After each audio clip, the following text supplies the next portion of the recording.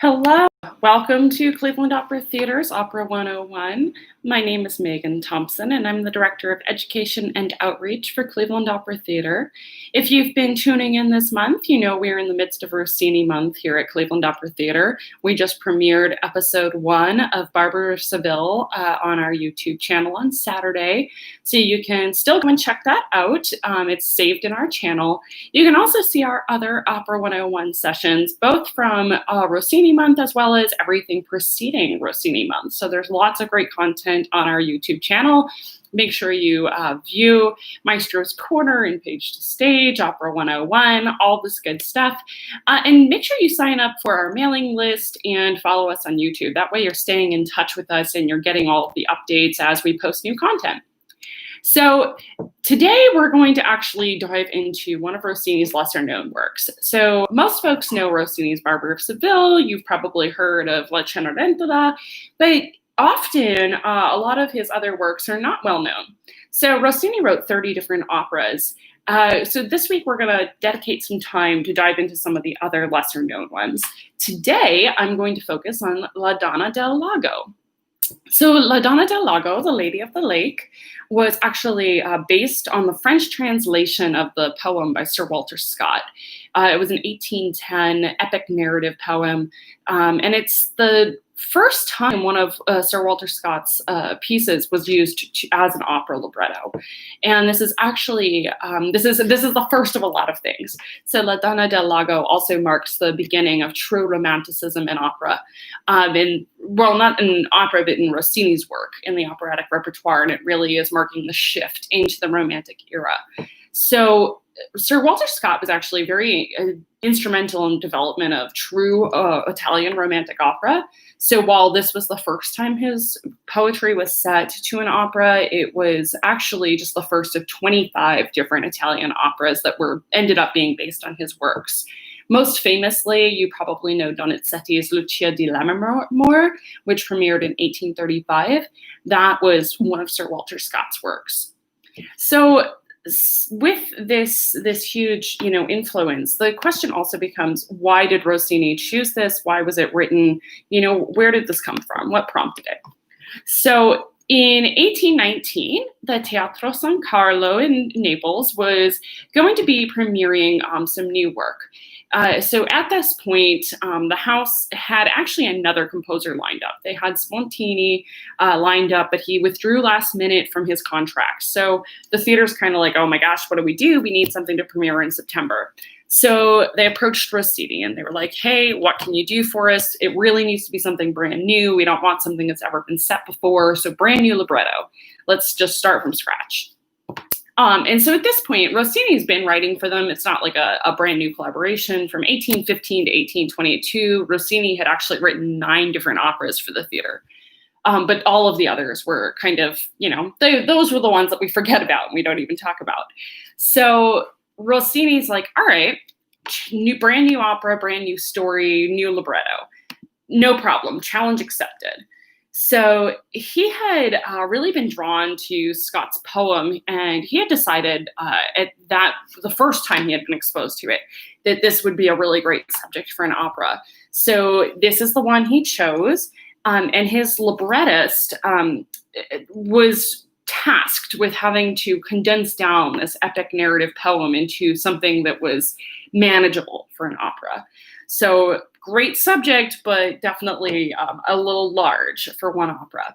So at this point, they went ahead, they condensed it down, they came up with this okay libretto. I wouldn't call it one of the best in the repertoire. In fact, one of the critics from opening night called the verse limpid. So, maybe not the best writing out there, but solid. It was premiered September 24th, 1819. Partially because of the libretto, partially because it just wasn't one of Rossini's big showcases. It was kind of a lukewarm reception. I wouldn't call it a complete flop. It just didn't go over, great on its first opening premiere. The audience was whistling and booing throughout the premiere performance. It was really creating a lot of issues for the cast and the musicians to focus and perform well. But then the opera did tour briefly around the world and was received much better in other cities. I guess it was about couple decades that it was going around. And then it was actually all but lost. It just kind of dropped out of the repertoire entirely until 1958. So it's kind of an interesting history of coming and going.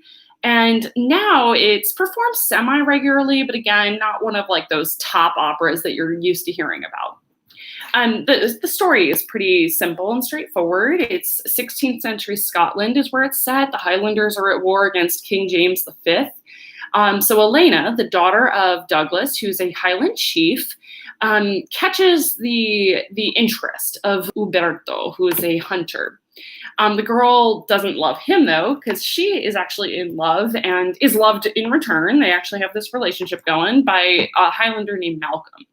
So the problem is that Douglas, the chief, wants his daughter to marry Rodrigo, who's the first Highlander that Scotland really had invested a lot of hope in. And then we have I'm trying to keep track of the whole story. This is part of the reason, too, it didn't go well.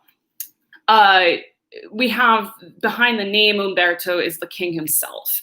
So defied by Rodrigo, the king killed his adversary, then pardons Douglas and Malcolm, and then eventually gives Malcolm Elena's hand. So eventually, by the end of it, everybody ends up happy, I guess is the bottom line here. So it's, again, it's kind of like a predictable storyline, especially if you already know the story.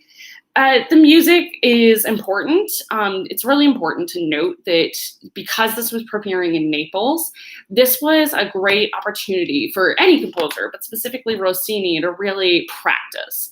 So this was the setting, Naples was the setting of a lot of different innovations in the opera seria form, because the opera-going audience was a little more sophisticated than some of the other cities. They were a little more open to hearing new innovations in their music. So at this point, when Rossini is writing this, he's able to really experiment with the music and dramatic forms of the opera.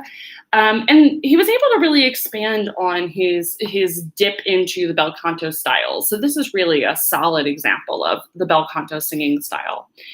The other piece that's really important about this particular opera is that because the Teatro San Carlo had such a great orchestra, it was really top-notch, Rossini was able to showcase certain instruments in the writing of this opera.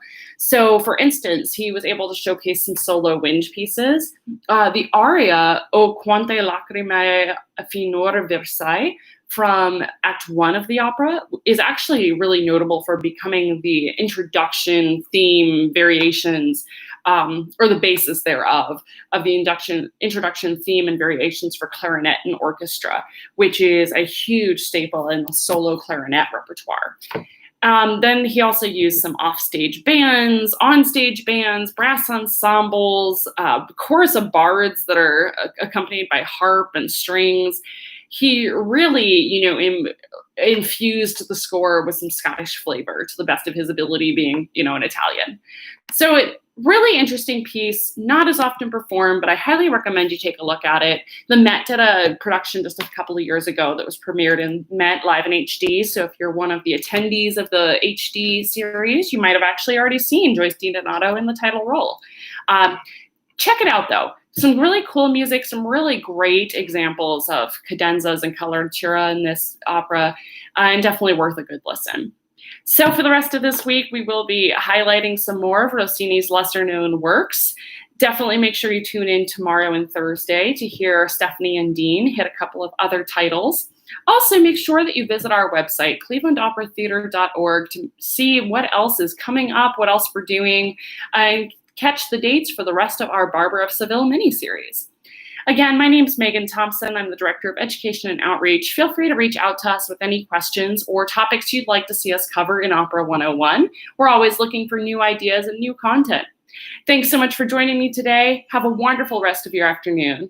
Bye.